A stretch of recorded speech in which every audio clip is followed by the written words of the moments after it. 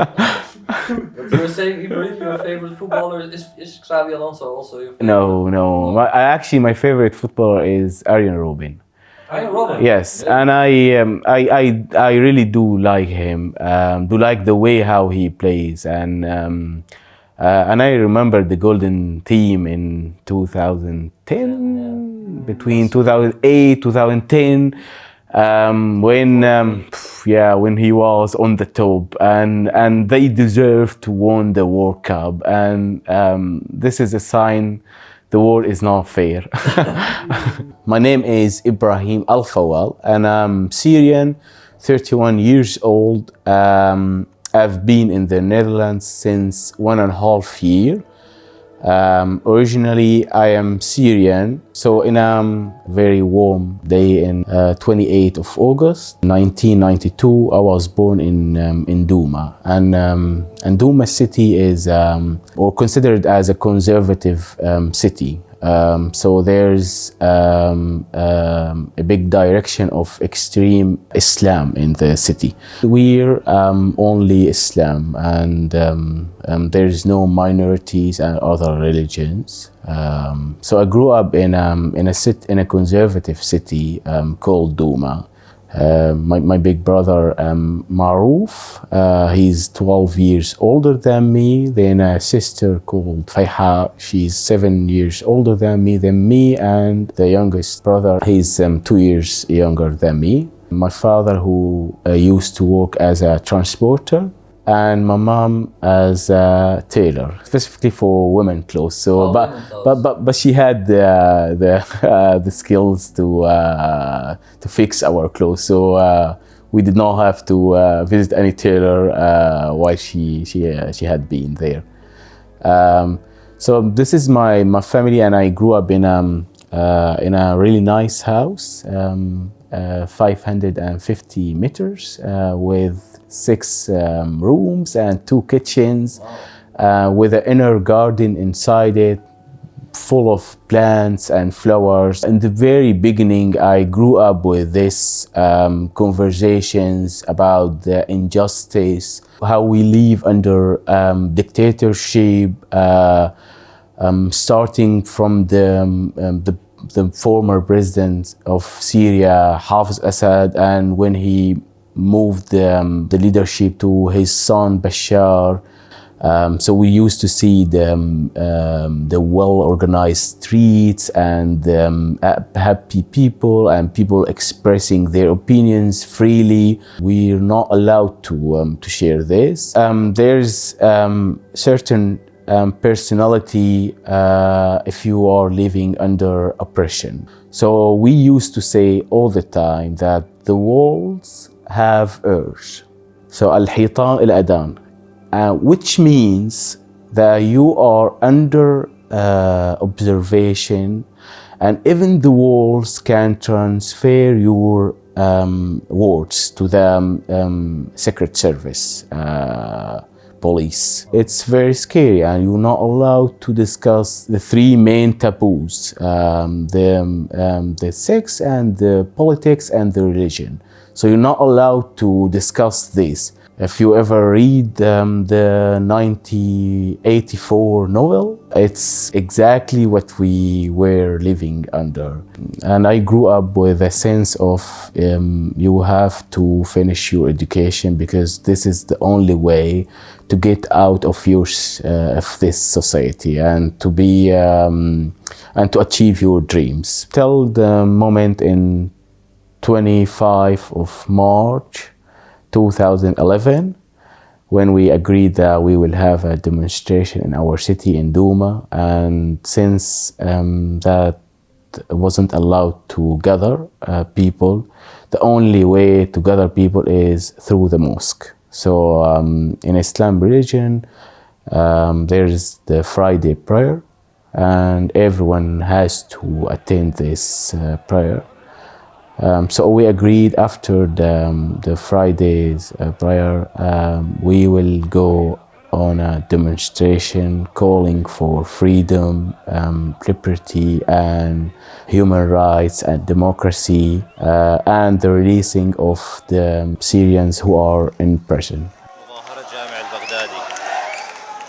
14/4 دوما. Thousands. Thousands were in prison just because have any friends they express opinions. I was 19 in that moment.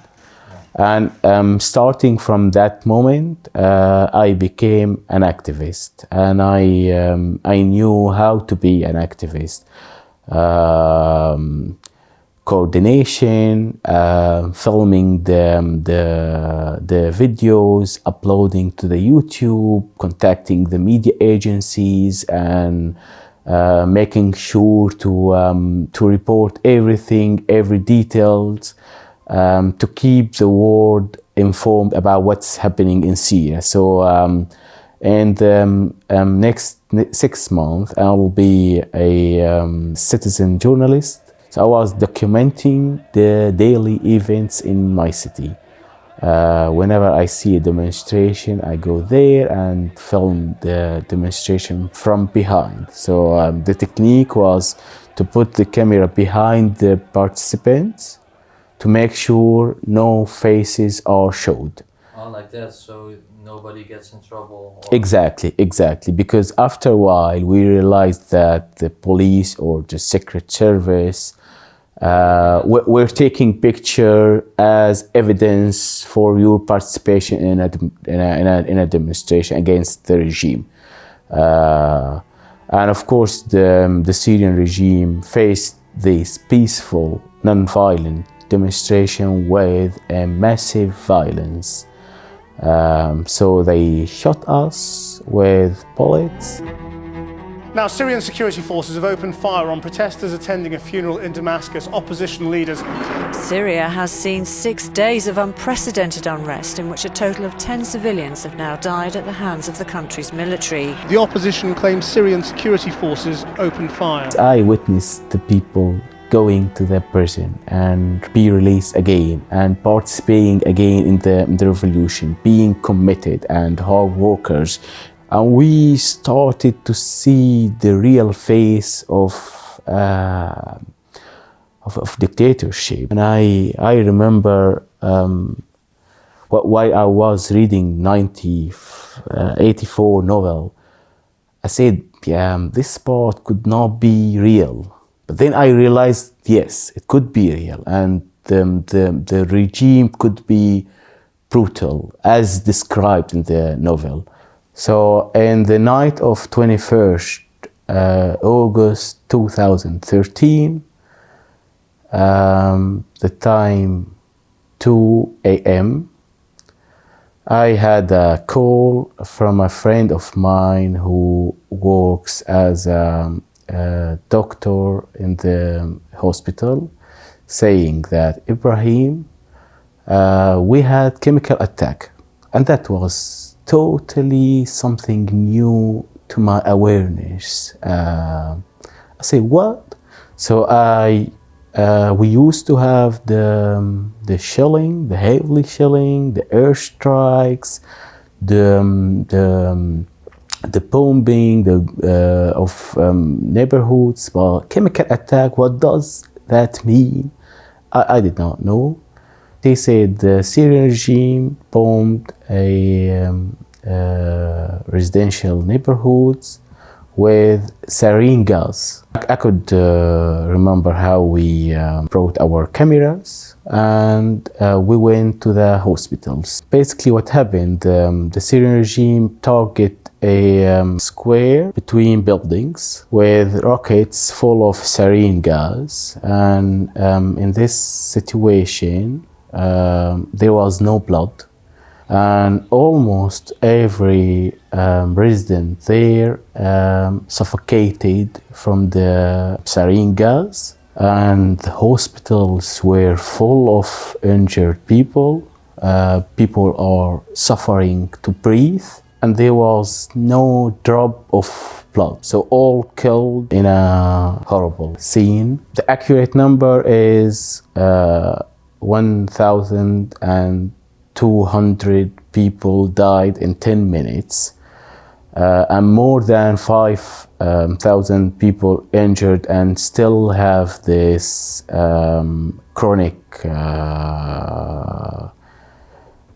difficulties. So even now you might meet someone who's chemical attack survivor and he has breathing difficulty or something chronic does not disappear.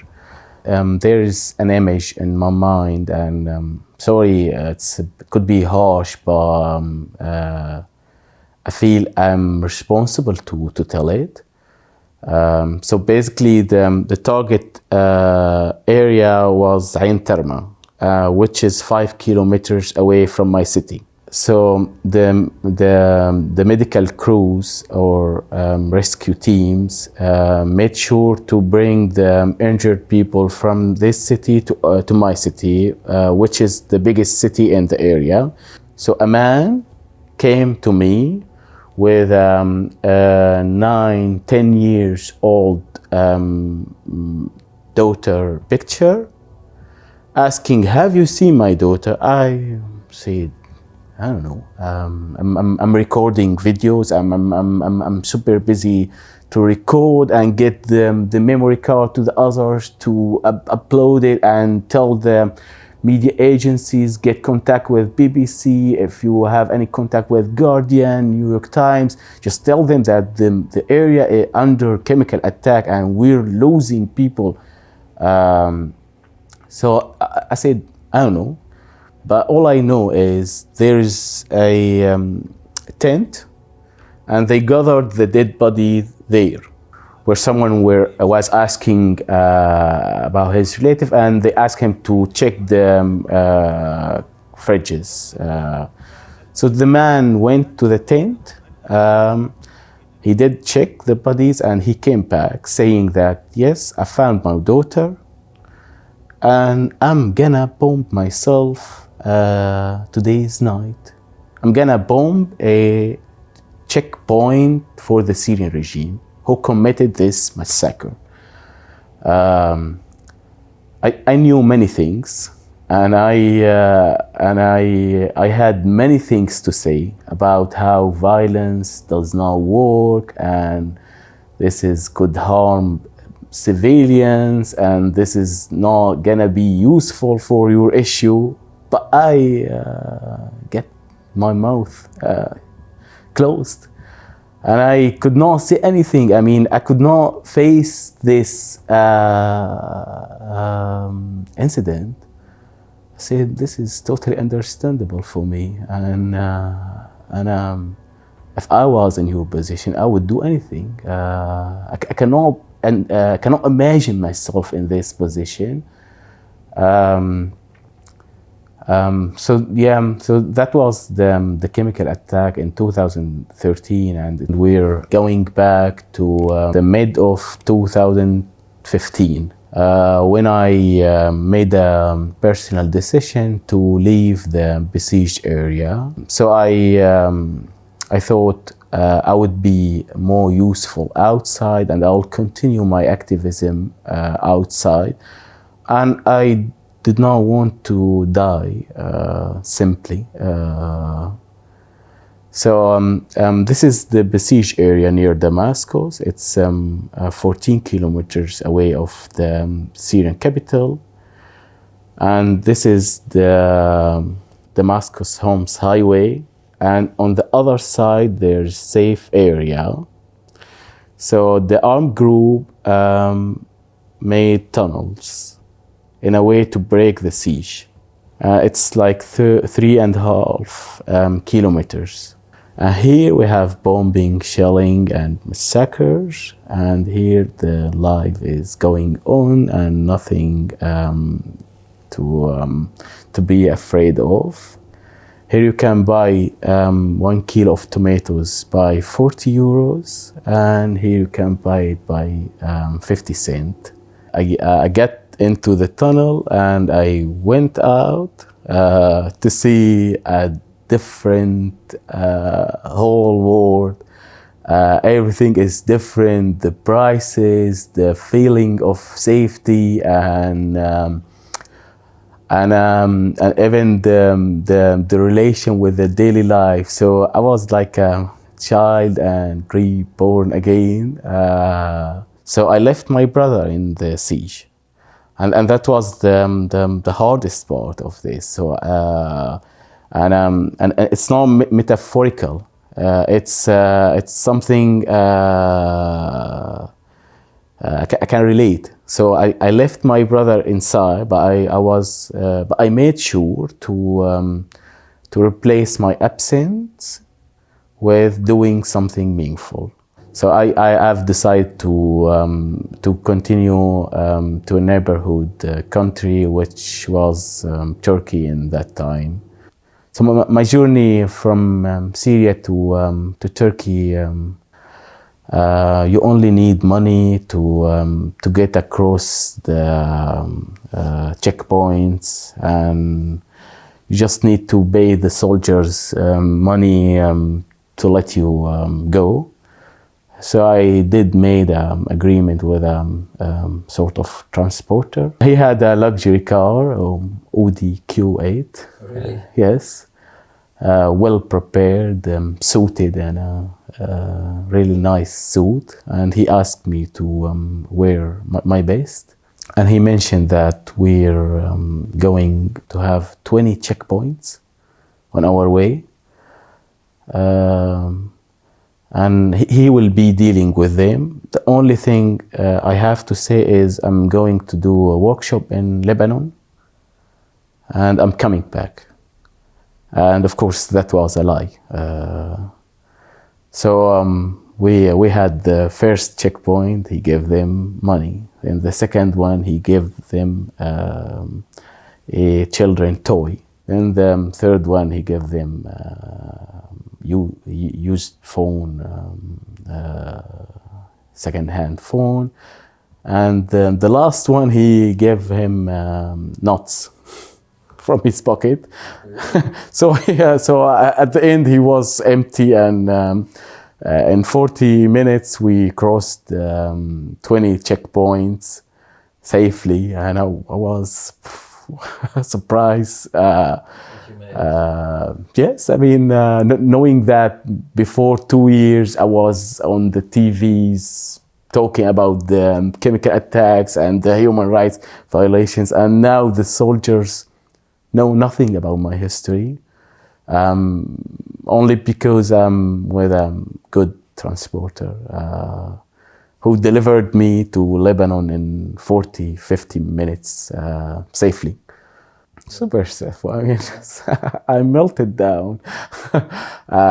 Yeah, I mean, in a moment, I felt my heart went out my body, and I mean, it's like crossing Germany during the Second World War within 20 Nazi checkpoints. And you are Jew. So imagine how it's difficult. Especially with your background in your work. Yeah, I came from a city, a revolutionary city, out of the regime control, and everyone there is suspected to be pro-revolution, and crossing the heart of Syria. So you should see the map. I started from Damascus to Lebanon, and that wasn't a nice way to take. But that was necessary to be out of Syria. Then in Lebanon, I felt relief and okay. Felt wow, I'm now out of Syria, and Do you feel a little bit of happiness then as well? Or yes, yeah, of course. I mean, I felt I'm survived, literally. So because I went to another country, and here there's no possibility to be caught again and into prison or tortured or anything. So I'm from Lebanon. I went to Turkey. Super traumatized and super surprised of everything, and it took me a year maybe to realize moving from conflicted area to safe country. Then I started working with a studies center called Harmoon, which is a mountain in Syria, as a HR and finance officer. At that time, I had the privilege to apply for a scholarship, and I had it. It's to attend a university in a specialty of human rights and non-violence culture.